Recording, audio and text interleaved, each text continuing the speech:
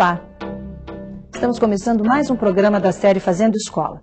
Hoje nós vamos falar sobre a função do gestor, do seu papel e atuação nas decisões sobre a escola. Para conversar com a gente, nós convidamos os professores Francisco de Moura Teixeira Filho, diretor do Colégio Estadual José Monteiro Lima, em Padre Bernardo, Goiás. Maria Beatriz Lúcia, professora da Faculdade de Educação da Universidade Federal do Rio Grande do Sul e membro da Câmara de Educação Básica do Conselho Nacional de Educação. E Rogério de Andrade Córdova, professor da Faculdade de Educação da Universidade de Brasília. E para enriquecer a nossa conversa, vamos conhecer uma experiência da Escola Estadual Senador Paulo Egídio, na Vila Maria, em São Paulo. Vamos ver um pouco da realidade, das dificuldades e das ações de um gestor.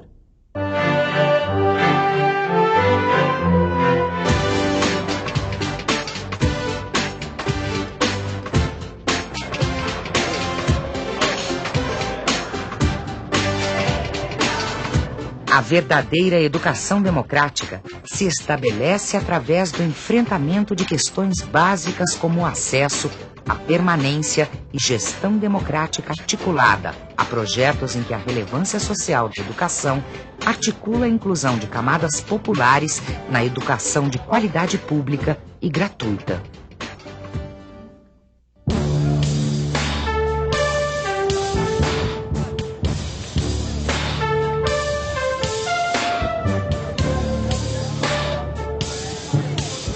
Me incomodava muito eu ver as filas que se faziam na porta da escola pedindo vagas. Quando foi em 1985 eu fui convidado para fazer parte da direção. E uma das minhas propostas era mudar a cara da escola, né? Eu acho que a partir do momento que ela é uma escola pública, ela tem que ser uma escola pública verdadeira. Ela não pode ser uma escola pública onde haja uma seletividade. E aí, a partir daí, eu comecei a mudar realmente, a abrir a escola para a comunidade.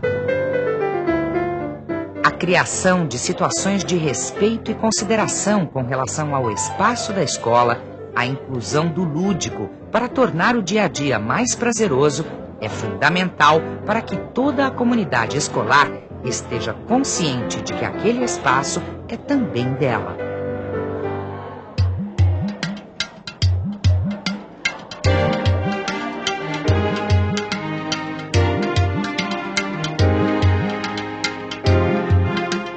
Os alunos procuram bastante a biblioteca, ainda bem, né? Existe um interesse muito grande em todas as séries. Sagarana, muito lido, muito pedido. A Hora da Estrela, O Primo Basílio, são livros que praticamente não param na estante. Teatro, há muitos alunos que gostam de teatro, então o Auto da Compadecida, a Farsa de Inês Pereira, a estante de poesia geralmente está vazia, porque eles leem muito. Os professores em geral, eles pedem muita leitura, né? Existe uma professora aqui que pede que o aluno leia meia hora por dia, exige que o aluno leia meia hora por dia. Então, toda semana os alunos estão procurando qualquer livro para ler. Continuando a nossa aula, né, Augusto dos Anjos, do pré-modernismo. Vocês já abriram aí no texto, já estudaram o vocabulário. Então nós vamos fazer a leitura do texto, né? E em seguida nós vamos fazer a interpretação oral. Versos íntimos, Augusto dos Anjos. Vês, ninguém assistiu ao formidável enterro de tua última quimera. Somente em gratidão, esta pantera foi tua companheira inseparável. Toma um fósforo, acende teu cigarro. O beijo amigo é a véspera do escarro. A mão que afaga é a mesma que apedreja. Se alguém causa ainda pena a tua chaga, apedreja essa mão vil que te afaga, escarra nesta boca que te beija. O que vocês entenderam? Qual a mensagem que ele passa? Qual a leitura de texto que vocês fizeram? Bem, o texto fala da ingratidão, né, no mundo e retrata, né, tenta avisar o povo da falsidade que existe no mundo, tanto quando ele fala a mão que afaga é a mesma que apedreja, ele está dizendo que, ao mesmo tempo que a pessoa é seu amigo, ele pode estar conspirando contra você, né? E ele usa palavras que agridem bastante o leitor, né? Diferenciando do parnasianismo, né? Já sendo uma característica bastante presente no pré-modernismo. Esse é o meu autorretrato, eu busquei inspiração no texto de Graciliano Ramos e aqui eu trato dos meus defeitos, das minhas qualidades, dos meus gostos. Me coloquei no lugar de um marinheiro, né, que vive sempre solitário, sem um destino, Só com um lar que sempre fica longe, mas ele fica na esperança de sempre poder voltar para lá. O diretor é a figura central para a manutenção do funcionamento da gestão da instituição escolar. Numa pesquisa realizada no Brasil entre professores e alunos e os próprios diretores sobre as 5 principais qualidades de um bom diretor, as mais citadas foram: estar sempre presente, ser capaz de ouvir as pessoas, ser capaz de garantir a qualidade de ensino e ser atuante. Uma aula diferente, onde todos participam de uma forma diferente, em que professor e aluno se sintam motivados. Essa foi uma das maiores transformações conquistadas através da gestão na Escola Estadual Senador Paulo Egídio, na Vila Maria, São Paulo. Os professores foram incentivados para novas práticas, estimulantes, fazendo com que abandonassem práticas pedagógicas ultrapassadas. Um processo conjunto, sincronizado entre diretoria e educadores. Conhecendo, né, a Lei de Diretrizes de Base e a preocupação, né, do Ministério da Educação em promover os alunos serem os seus protagonistas do seu próprio ensino-aprendizagem, então nós procuramos fazer o quê? Uma aula diferenciada. Então o primeiro objetivo é esse. E através do quê? Do cotidiano do aluno. A gente procura envolver e casar as várias matérias, por exemplo, história, gente sempre junto com a gente, português sempre junto, até química eu tenho trocado figurinhas com eles, né? Então é assim, eu vou fazer tal trabalho, o que você acha? Dá para você estar me assessorando? A gente vai em frente.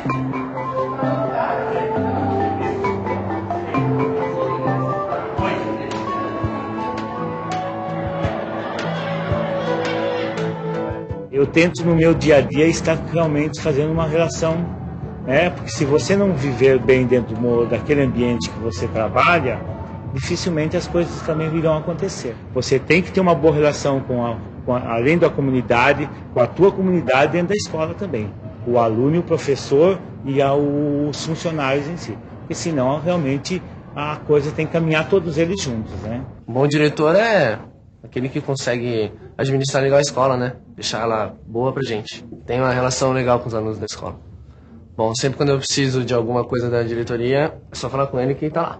Então é bom isso. Não só eu, como qualquer aluno daqui, você pode ver que se precisar de alguma coisa de lá da secretaria, é só falar com ele. Com o diretor, a gente está sempre na sala dele, ele sempre passa na nossa sala, a gente conversa, entre a gente tem dinamismo, a gente procura expor as nossas opiniões e ele, de uma certa forma, acata para, dentro da medida do possível, colocá-las em prática. A gente tenta sempre seguir a linha que seria do grupo. A liderança do professor Luiz segue muito essa ideologia, né? A gente procurar trabalhar sempre em equipe.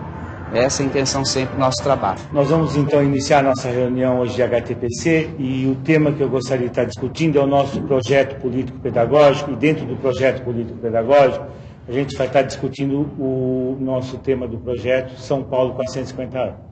Em geografia, dentro desse projeto 450 anos, nós vamos trabalhar a transformação do espaço, desse espaço geográfico, que é a cidade de São Paulo, né, dando ênfase principalmente para a questão ambiental. A gente está fazendo com que os alunos tragam conta de água, de luz, trabalhando gráficos, porque o aluno sentindo o problema na casa dele, ele consegue muito mais facilmente economizar, preservar, não poluir. Dentro da disciplina de artes, foi feito um levantamento com os alunos sobre os pontos turísticos da cidade, onde todos eles se juntaram e fizeram um mutirão para pintar a nossa cidade de São Paulo em torno da nossa escola. A educação democrática, o acesso a todos, é ouvindo, né? A partir do que você ouve, você discute, você pode até não estar de acordo, mas você está discutindo ali, eu acho que você, a partir daí, você está abrindo, né? Agora, os projetos, a gente viu da necessidade dentro do projeto político-pedagógico, porque o currículo ele não pode ficar mais aquele currículo estanque, sala de aula. O currículo hoje tem que ir além dos muros da escola. E quando você traz a comunidade para a escola, você começa a vivenciar problemas também.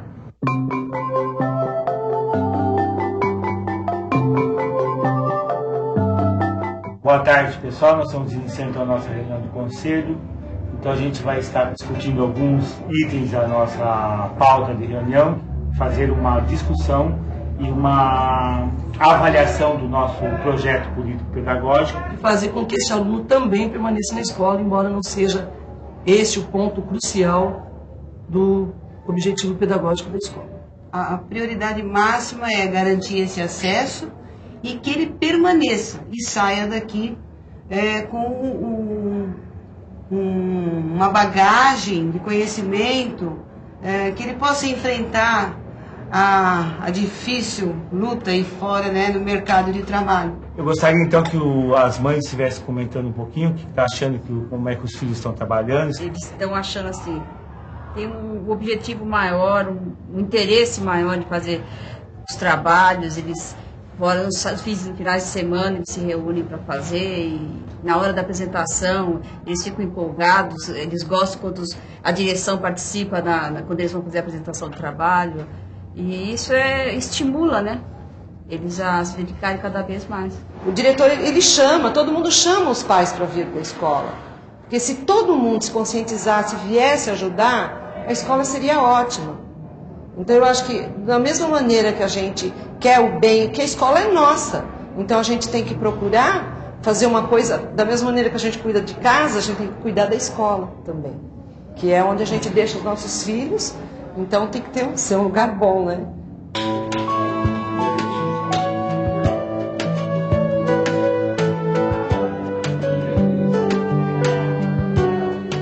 O diretor me convidou para participar de Família na Escola. E eu comecei dando aula e muitas mães gostaram e aí nós continuamos a fazer o pão.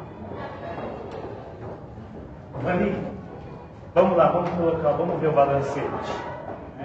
Então, aqui está o que realmente nós gastamos, né, com material escolar, material para a secretaria, o que nós gastamos com material de alunos, né, material para a secretaria que você pediu, material de informática, tudo mais, e agora nós vamos estar fixando para que a comunidade possa ter acesso.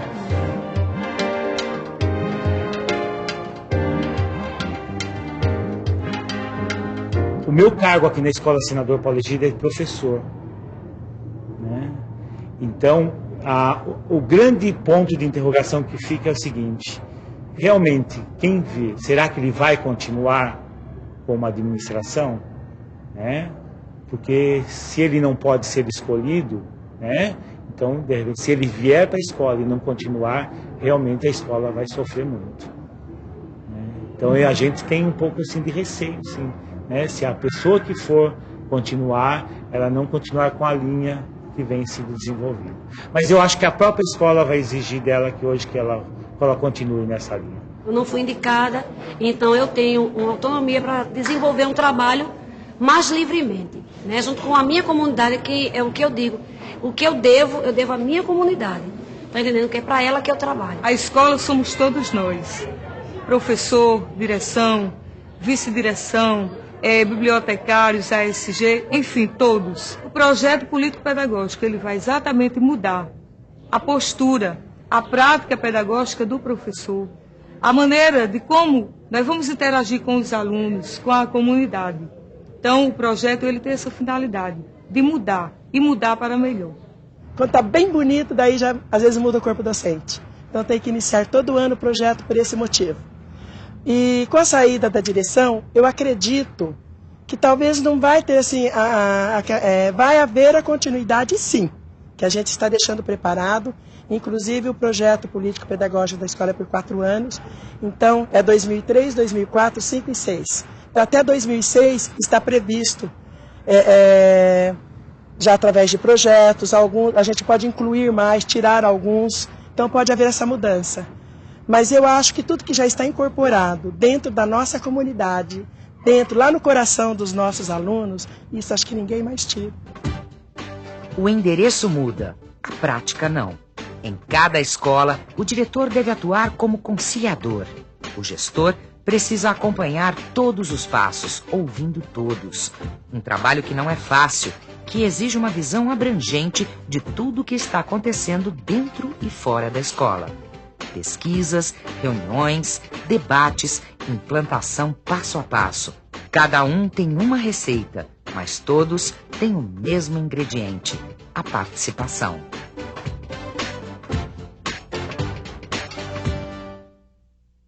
Essa foi a experiência da Escola Estadual Senador Paulo Egídio, em São Paulo. Professora, o que mais chamou sua atenção nesse vídeo? O envolvimento desses diretores com esse projeto da escola, né? Eles se sentem parte, a palavra, por exemplo, estamos discutindo, vamos discutir, sempre presente, e eu acho que eles representam muito assim, o sentimento em geral dos diretores de escola que eu, durante a minha vida profissional, tive a oportunidade de conhecer. Ser diretor é estar comprometido, é estar envolvido, é fazer da escola e da sua vida profissional um projeto de vida muito importante. Professor Rogério, e o senhor, o que mais lhe chamou a atenção? O que me agradou no vídeo, entre tantas coisas, mas foi a presença marcante dos estudantes, em primeiro lugar. A presença dos estudantes como os sujeitos da escola, do processo educativo. A gente fala muito da escola quando fala em administração, nos professores, nos técnicos administrativos, mas nas organizações educativas, os estudantes são os atores centrais e fundamentais. E essa é uma escola em que os alunos são sujeitos e mostram ser cidadãos. Esse é o traço que eu destacaria nesse momento. A razão de ser. A razão de ser. Para os alunos terem esse papel que o professor Rogério destaca, o diretor tem que fazer a sua parte, né? O que chamou a atenção do senhor nesse vídeo, o senhor que é diretor de escola também? Na verdade, o que me chamou a atenção foi a descentralização de todas as situações que apareceram no vídeo, até da questão do poder. Para você ser diretor, você precisa descentralizar esse poder, descentralizar essa administração. E foi o que me chamou a atenção. O diretor estava presente e dividindo as funções com todos os seus funcionários ali, inclusive com a comunidade. É uma tarefa simples, essa de delegar poderes? Tranquila para quem acredita que vai fazer uma escola junto com a comunidade. E não tem outra maneira de se fazer escola hoje em dia? Não acredito. Na minha opinião, eu não acredito que uma escola se faça sozinha. Você precisa, como ele no primeiro momento disse, abrir as portas da escola para a comunidade e trabalhar com essa comunidade sempre. Professor, então nós vamos fazer um breve intervalo e no próximo bloco nós vamos estar falando qual é a função do gestor. Até já!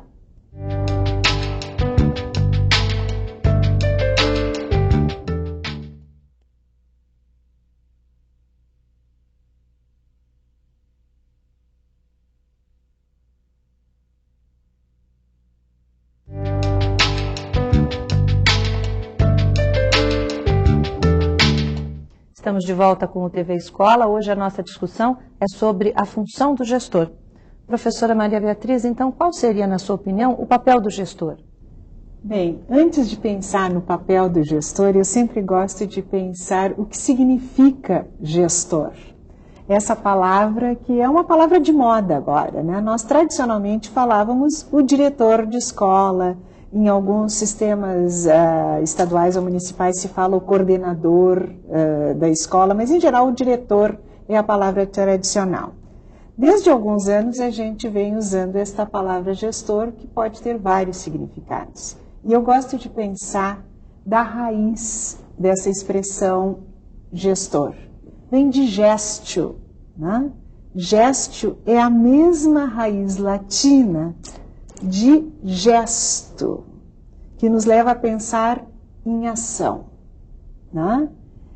E é a mesma raiz também de uma outra palavra muito importante quando a gente pensa na direção de escola, na função do gestor da escola, que é a de gestação, de nutrir, de ajudar alguém a se desenvolver.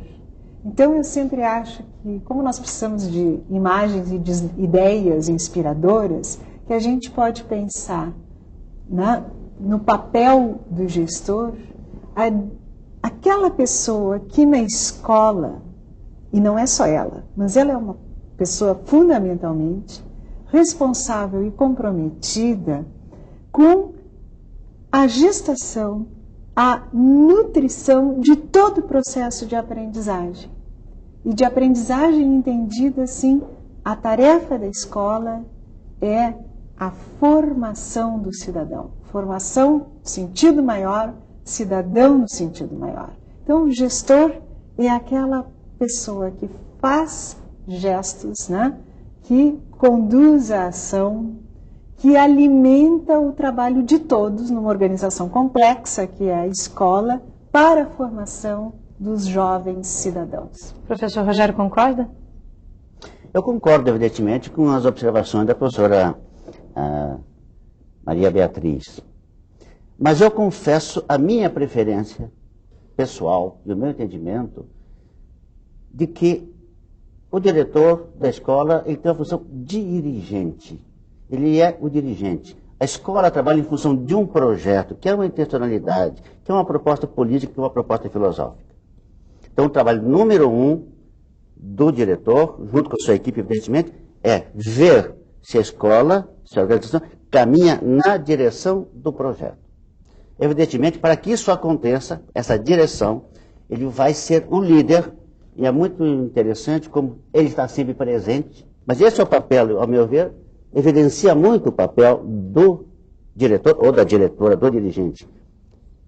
Uma escola, como qualquer organização, é um espaço humano de convivência. Então, a questão relacional, ela é muitíssimo forte. É ele com os estudantes, é ele com os administrativos, é ele com os professores, é ele com as mães. Ele é o elemento catalisador de um processo. E, finalmente, eu diria, ele é também o gestor. Aquele que acompanha o dia a dia, e implementa e estimula e tal. Que vê as contas da contabilidade, que confere o dinheiro no banco, que dá o sim, que apoia, que estimula, mas sem reduzir a essa função de gerência, que também é importante e ineliminável. Porque seria uma das funções. É uma, e ele aqui não pode ficar sem essa função. Quem assina os cheques?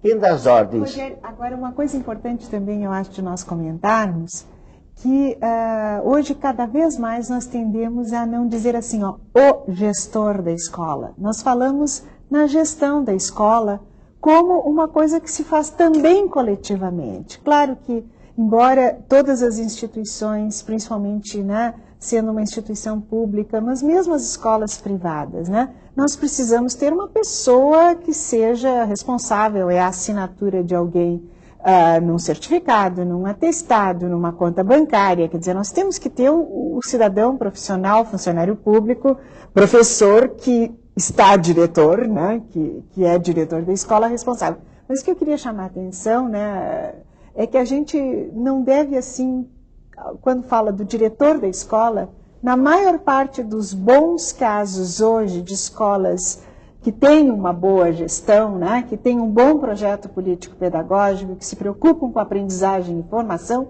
isso aí é uma tarefa de todos na escola. E nós hoje dizemos que ter uma formação para a gestão escolar tem que ser alguma coisa que faça parte da formação de todos os professores, de todos os profissionais da escola, inclusive os outros profissionais, além dos professores que trabalham na escola. Isso pode ter uma visão compartimentada, claro, não é? A pessoa, quer dizer, ele é um líder, senão ele não será eleito diretor. Professor Francisco, o senhor que está com a mão na massa, como é que o senhor sente a função? Como é que o senhor vive a função de gestor? Na verdade, a função de gestor ela é muito profunda. Porque você convive com os dois lados, com as duas opiniões aqui. Eu diria até que nós, como gestores, como diretores, nós temos que nortear a escola, como o senhor falou. E também essa questão da gestão hoje, nós até dizemos que nós temos um grupo gestor na escola. Agora, o papel do gestor, do diretor dessa escola, dessa pessoa que precisa, entre aspas, que não é o nosso caso, em assinar cheques, né? Ele é fundamental e é um espelho para o resto da sua equipe. Porque a escola, ela depende desse espelho, dessa pessoa fundamental, que se não é dizer faça o que eu mando e não o que eu faço. Não, é faça o que eu mando, o que eu faço, o que nós discutimos e o que nós precisamos fazer para que a escola tenha um resultado positivo. Então, eu como diretor, gestor, tento nortear a minha equipe, dividindo todas as responsabilidades, os fracassos e o sucesso, para que a escola ela consiga alcançar, na verdade, um objetivo que foi traçado no projeto político-pedagógico. Pois é, Francisco, e eu acho tão importante isso que tu dizes e que a gente lembre assim que a gente usou essa figura agora de dizer que ele assina cheques, tudo bem, isso é uma função. Eu prefiro lembrar nessa hora também, e claro, as imagens vão nos ocorrendo, né? Não vai uma crítica no que tu dissesse, mas no sentido de encontrar também outras coisas muito importantes, quer dizer, por exemplo, a avaliação da aprendizagem dos alunos. Né? Qual é o papel de um diretor de escolas nisso? Isso é só responsabilidade do professor, cada um lá avaliando na sua disciplina, na escola de ensino médio, ou cabe um papel para o diretor, por exemplo, no acompanhamento da avaliação que o conjunto dos professores vai fazer para os alunos? Porque, no fundo, em vez de assinar cheques, eu prefiro pensar que ele é o que vai assinar o certificado, o diploma, pelo qual a escola vai estar atestando à sociedade, à família, de que aquele jovem cidadão tem condições de concluir o ensino médio, né? O senhor participa da avaliação dos seus alunos, por exemplo, de alguma forma? Nós temos... Esse acompanhamento ele é bimestral, deve ser feito por todo gestor, todo diretor, né? Através dos gráficos. Então você observa passo a passo, turma a turma, a evolução desses alunos. Se isso está tendo um aproveitamento real ou se as coisas não estão andando como planejado, né? Através do trabalho coletivo. Eu estava vendo no vídeo, né, o diretor HTPC, né? Lá em São Paulo. Eles usam essa sigla, que quer dizer aquelas horas de trabalho, não na sala de aula, mas de trabalho coletivo. Nós o fazemos nos trabalhos coletivos pedagógicos, que acontecem aos sábados, a cada 30 dias. Vocês fazem aos sábados? Nós fazemos aos sábados. E então, não há alunos na escola nessas horas? Neste momento é um momento de professores, coordenadores e a direção da escola, para que a gente tenha uma condição de avaliar o resultado mensal, né, dos projetos em andamento, das avaliações, como elas estão sendo dadas, como isso vem acontecendo, se é o que foi proposto no projeto político-pedagógico, para que a gente tenha uma visão real, e aí sim, o gestor, diretor, diria, até em questão a respeito da sua opinião, o diretor de escola, ele tem que estar sim, se preocupando exatamente com o que foi proposto, que é ter uma avaliação final com aproveitamento real, né, e não fictícia. Como é que o senhor fez a implantação do... Pois não, professor, faz favor. Me parece importante, retomando um pouco o que foi colocado pela professora Maria Beatriz. Veja, nós trabalhamos hoje muito com o conceito de gestão coletiva, e é fundamental, porque uma escola é um grupo de professores. Antigamente se falava em grupo escolar. Eu acho a ideia muito interessante, porque é um grupo de professores. Nenhum diretor ou nenhuma diretora faz um trabalho sozinho. E o projeto ou é uma construção coletiva, ou realmente não vai acontecer. Ou todos são atores e autores, ou não vai acontecer. Mas eu acho, professora Beatriz, que há uma dimensão que um autor que aprecio muito chama a atenção. O diretor ou a diretora não desaparece no coletivo. Tá? Ele tem, mas ele tem uma função simbólica específica, como que o pai ou a mãe simbólica na instituição. Há uma linha psicanalítica que trabalha essa dimensão e que acho muito séria. E que isso é intransferível. A presença do diretor, a presença da diretora, do pai, da mãe, que distribui o amor, a justiça, que faz presente a lei, o limite, representa a instituição, a meu ver, são dimensões absolutamente fundamentais no plano da formação para a cidadania. Né? A formação do cidadão autônomo, entendendo como autonomia, também a autolimitação, a aprendizagem da convivência, em torno de valores e de significações. Eu acho que esse é um papel que eu gostaria de destacar. No meu tempo de estudante, o dia do aniversário do diretor era feriado. Eu penso que não era a importância física do diretor ou da diretora, era a figura simbólica. Como a gente comemora em casa o aniversário do pai ou o aniversário da mãe. Mas isso também era muito ligado à autoridade, não era, professor? Mas existe a dimensão da autoridade. A questão não está em negar a autoridade, mas que tipo de autoridade, em função de quê? Se ela é legítima, né? Se ela é legítima ou não. O que nós temos que lembrar é que toda essa questão da gestão, né, da direção de escolas e tal, nós já usamos a palavra aqui líder e tal, isso, quer dizer, e perguntavas de início, Maria, o que é a gestão, qual é a função? É uma função eminentemente política, né? Nós chamamos a atenção, é uma função de relações, o Rogério falou, é uma função de mediar conflitos de interesse, porque há necessariamente entre todos nós, em qualquer família, e muito mais numa organização complexa, uma escola como a do Francisco, que nós sabemos tem 1.500, 1.600 alunos.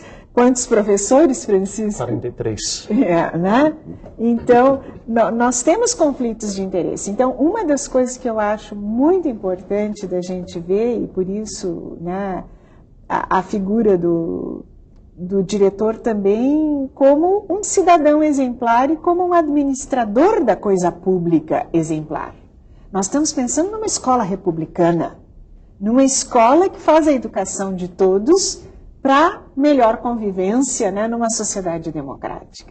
Agora, e aí nós precisamos de um diretor, só, perdão para concluir isso, Maria, que faça, por exemplo, uma administração da coisa pública com muita transparência, muita justiça e muita justificativa, né, dos seus atos. Por exemplo, num assunto delicado, Francisco, na administração de pessoal.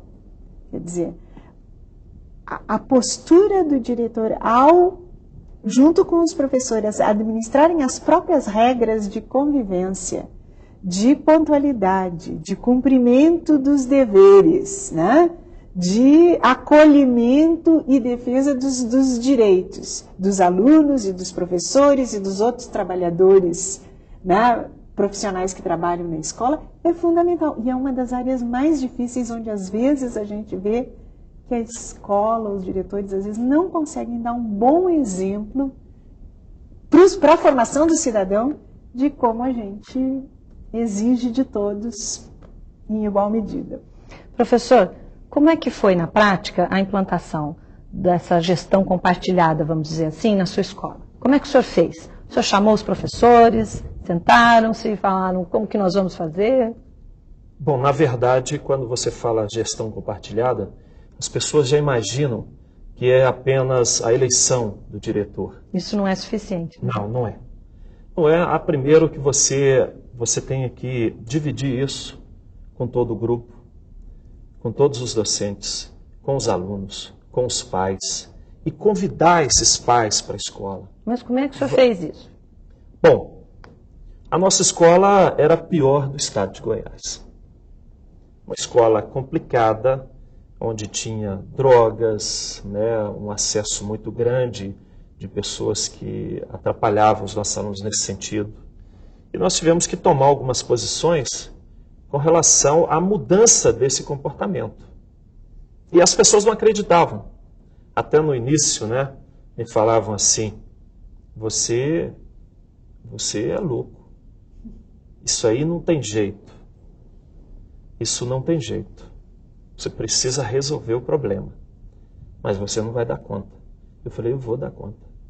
E foi quando eu resolvi abrir as portas para a comunidade e convocar os pais, Fez reunião mesmo. No primeiro momento, nós convocamos os pais e aí começamos a traçar metas no sentido de resolver os problemas que se tornaram prioridade naquele momento.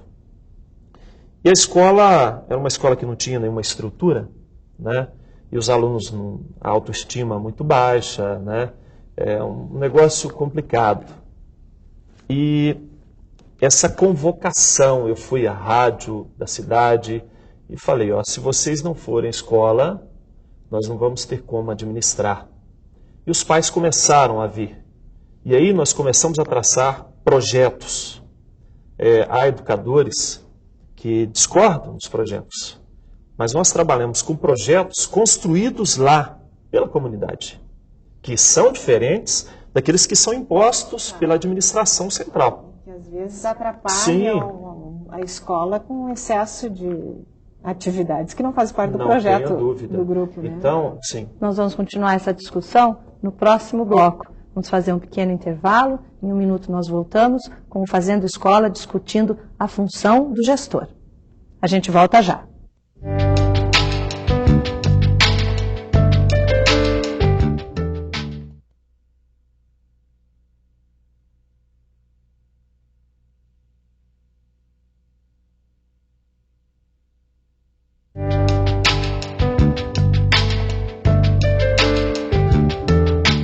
Estamos de volta com o Fazendo Escola. Nossa discussão hoje é sobre a função do gestor. E neste bloco nós estamos falando dos desafios do gestor.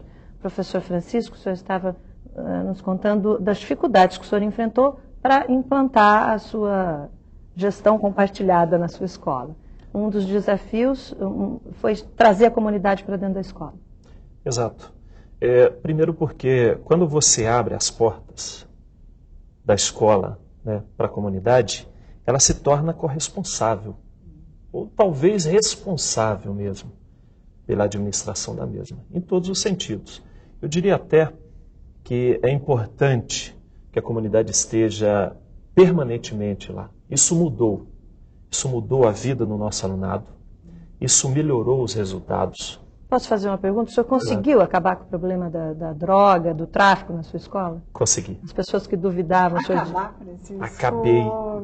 Acabei, graças a Deus. É uma coisa... Mas tem que ser uma vigilância permanente, né, Francisco? No primeiro momento, nós inclusive instalamos, foi um pouco polêmico, nós levantamos os muros, nós instalamos câmeras, a estrutura física não era interessante, né? Realmente nós tivemos que fazer uma mudança total e buscar isso no governo, né? Ajuda no governo para resolver essa primeira parte, que era a questão da parte física. E aí, com esse trabalho com as famílias, trazendo as famílias e dando um tratamento meio que de choque mesmo. O que você chama de tratamento de choque? Eu digo que uma vigilância permanente, né? Naqueles grupos suspeitos, eu diria até. Houveram momentos que eu tive que ir aos extremos, né, e ameaçar até alguns traficantes que estavam se filtrando na escola. E falei, eu conheço vocês, sei o que vocês fazem, e se vocês não saírem da nossa escola, nós vamos ter que tomar umas providências. E isso foi afastando. Porque a partir do momento que você conhece essa realidade, eles também ficam com medo de persistir na ideia. O segundo momento foi a própria conscientização dessas crianças. Através de palestras, eu levei para lá algumas pessoas da Polícia Civil, né? Pais que contaram experiências dos filhos, né? Chamei alguns alunos envolvidos e mostrei para eles a realidade daquilo que poderia acontecer com alunos que até já haviam deixado as famílias. E esses alunos retornaram para a vida social através dos projetos de treinamento esportivo. Você envolveu o aluno, você pegou o aluno, né, que estava ali sem nenhuma atividade, a única coisa que ele fazia era usar drogas, e trazer para as aulas de teatro, de música, de dança, de treinamento esportivo, de vôlei, futebol de salão. Por aí.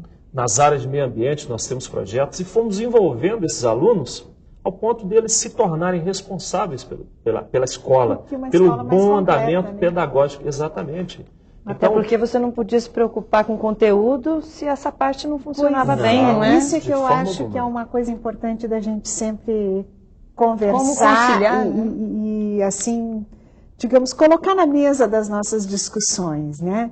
De que, às vezes, esses problemas de contexto e de não termos um controle das coisas, digamos, das regras de convivência na escola, porque isso aí, né, faz parte do que nós chamamos regras de convivência na escola, causa tanto problema e acaba mobilizando, exigindo tanto dos professores, dos pais, do diretor de escola, como é o problema das drogas, ou projetos especiais, às vezes, de construir um pavilhão de esportes e tal, que são muito importantes, mas acaba absorvendo demais a atenção, né? E deixando pouco espaço para atenção para o projeto pedagógico como inteiro, inclusive para o conjunto daquelas atividades importantes culturais, tu mencionasse artes, mas as próprias aulas, né, de língua materna, de língua estrangeira, de matemática,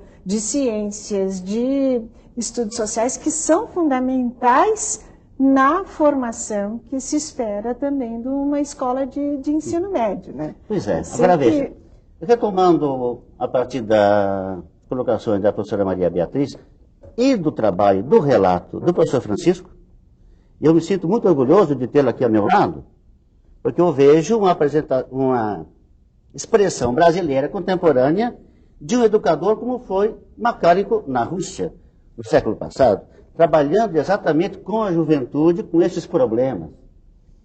Então é muito gratificante para a gente saber que existe no interior do Brasil pessoas como Francisco com essa visão de educação. E aí um grande desafio que me parece, Beatriz, é nós definirmos o papel da escola. Certamente. Existe a dimensão instrução ou educação. Ora, eu acho que não é uma escolha entre uma coisa e outra. Se nós resolvemos o problema da educação e todos esses problemas que estão em torno, não haverá tempo e espaço para a instrução. Então, o grande trabalho é que a escola tem que formar o cidadão crítico, reflexivo, participativo, etc. e tal, porém instruído. O mundo de hoje exige, Então, né? certo? Então faz, a gente escuta muito que ou a escola trabalha a cidadania ou trabalha a instrução. Eu diria que o grande desafio que se coloca hoje é uma escola, como alguém falou no vídeo, que receba todos e que as pessoas chegando a ela, dela gostem e lá permaneçam, e lá permanecendo, efetivamente se formem no sentido humano pleno e se instruam, se apropriem desse saber, desses conhecimentos. E aí, a questão que se coloca, a meu ver, para os diretores, para o administrador da escola, é saber dar a centralidade, e aqui eu estou plenamente de acordo com Maria Beatriz, apenas para reforçar, do projeto pedagógico. Existe entre nós uma dicotomia, ou o pedagógico ou o administrativo. A questão central do administrador é a gestão dos processos formativos e educativos. Esse é o projeto. Cuidar da aprendizagem. Cuidar da aprendizagem, do desenvolvimento das pessoas. Depois vem o pessoal, depois vem o material, depois vem o computador, depois vem a biblioteca. Nada disso exclui. Então, acho que esse é o ponto que eu gostaria aqui de destacar. E chamando a atenção, para retomar um pouco também da discussão do bloco anterior, eu não gostei do vídeo quando fala do gestor como conciliador. Não gosto da palavra conciliador, mais do que não gosto, não concordo. Uma escola é um ambiente vivo, no meio de uma comunidade, cheia de contradições e de conflitos dentro dela e no contexto, e o diretor. O grande papel dele é ser realmente um grande mediador, o articulador. Se conviva com a diversidade, né? Não só das origens das pessoas, mas das ideias, né? E eu acho que isso é muito importante. Nós vamos ter, por exemplo, com uma série de questões que se colocam diretamente no currículo, por exemplo, do ensino médio.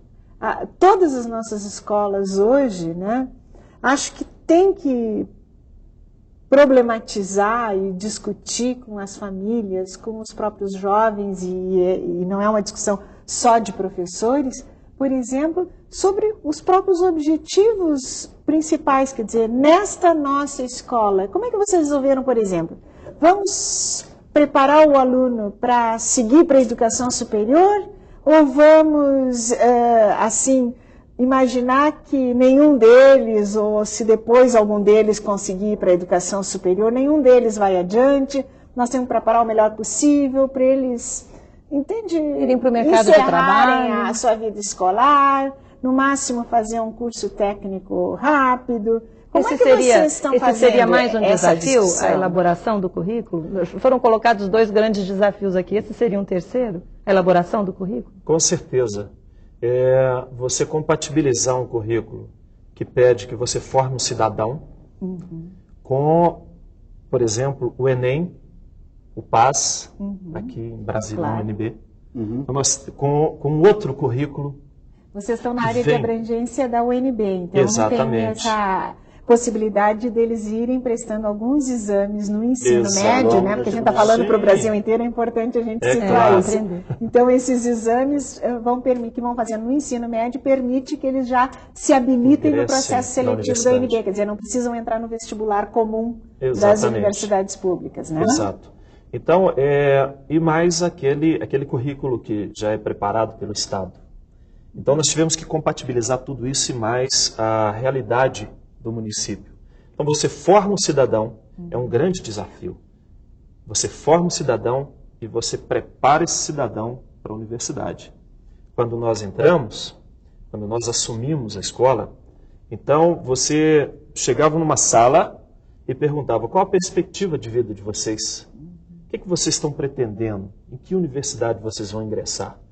Aí, no 3º ano, um aluno às vezes responde: talvez, professor, eu vou fazer aí pedagogia. Lá numa pequena... Mas eu não sei, isso aí não tem jeito para pobre, eu acho que não vou mexer com isso. Mas eu acho que essa é uma questão bonita, sabe? Sim, aí hoje é diferente.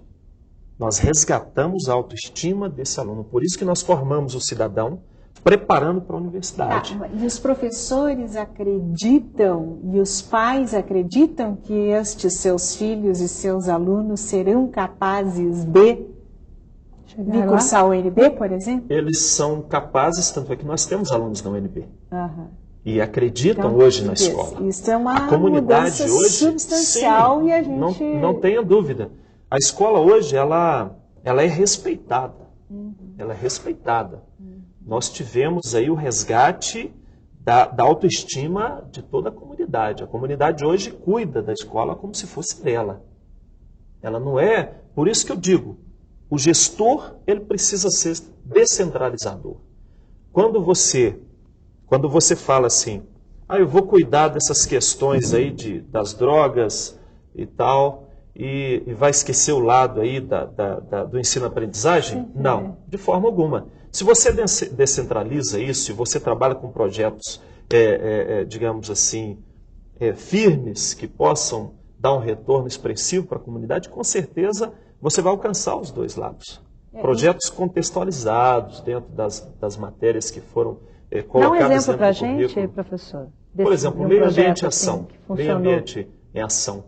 Hoje nós estamos recuperando o córrego Barro Alto. Os alunos fizeram um levantamento, né, do que o córrego é, através de fotos, o que está acontecendo. Sim, aí entram os professores todos, né, de todos, geografia, biologia, exatamente, história, são gibis produzidos pelos professores de língua portuguesa, de artes, né? Então, nós convocamos a comunidade para nos ajudar nesse sentido. E aí sim, você, como gestor, diretor, sozinho, e se você não confiar na sua equipe, você não tem nenhuma possibilidade de fazer isso. E como Eu queria retomar um pontinho, que, a meu ver, é importante. Eu digo sempre aos estudantes da UNB com quem eu trabalho, pessoal de licenciatura, que o desafio deles é assumirem aulas nas regiões mais pobres do Distrito Federal ou do entorno e conseguir com que os seus alunos passem no vestibular da UNB. Certo? Quer dizer, tem que ter uma ambição alta, porque é um direito que aqueles meninos, que aqueles adolescentes têm. Embora a pobreza e as condições dele, a universidade foi feita para todos. E é o desafio que se coloca lá, nas regiões mais distantes e mais pobres. Ao mesmo tempo, Francisco, e a Beatriz, nossa ilustre conselheira, veja bem, eu acho que é uma questão muito séria. Como fazer isso sem coação aos estudantes? Porque o processo formativo, no fundo, é um processo autoformativo, é autoaprendizagem. A gente não pode pôr na cabeça do estudante o que a gente quer. Qual seria a resposta, professor? Como fazer isso? Bom, aí nós entraríamos numa longa discussão sobre diferentes perspectivas metodológicas. Mas eu gostaria que o senhor colocasse o como fazer isso como, pelo menos, um último desafio para os professores que estão nos ouvindo. Eu diria que os grandes pedagogos, como Celestin Freinet, como Fernando Urri e outros tantos, que a gente pouco estuda nas faculdades de educação, já pensaram dinâmicas e organizações da escola que permitem isso. Porque uma vez superados esses bloqueios, instituído na escola o espaço da fala, da lei, do limite, etc., quando essas pessoas são reconhecidas como sujeitos e se reconhecem como tal, suscita nelas o desejo de aprender. E eu acho que esse é o grande desafio que se coloca para os professores e que seria o grande desafio do gestor ou dos gestores que somos todos nós. Quer dizer, como efetivamente suscitar nos meninos o desejo e a crença de que eles podem efetivamente ter um lugar decente. Eu agradeço a presença de todos. Infelizmente o nosso tempo chegou ao fim, mas acho que ficou claro para todos que o grande desafio mesmo é a participação, todos fazerem a escola. Não é isso, professor? É verdade. Professor Rogério, muito obrigada pela sua participação. Professora Maria Beatriz, muito obrigada por estar aqui no Fazendo Escola. Professor Francisco, mais uma vez, muito obrigada. Obrigado pela oportunidade. E o próximo Fazendo Escola, nós vamos discutir escola e inclusão social. Até lá!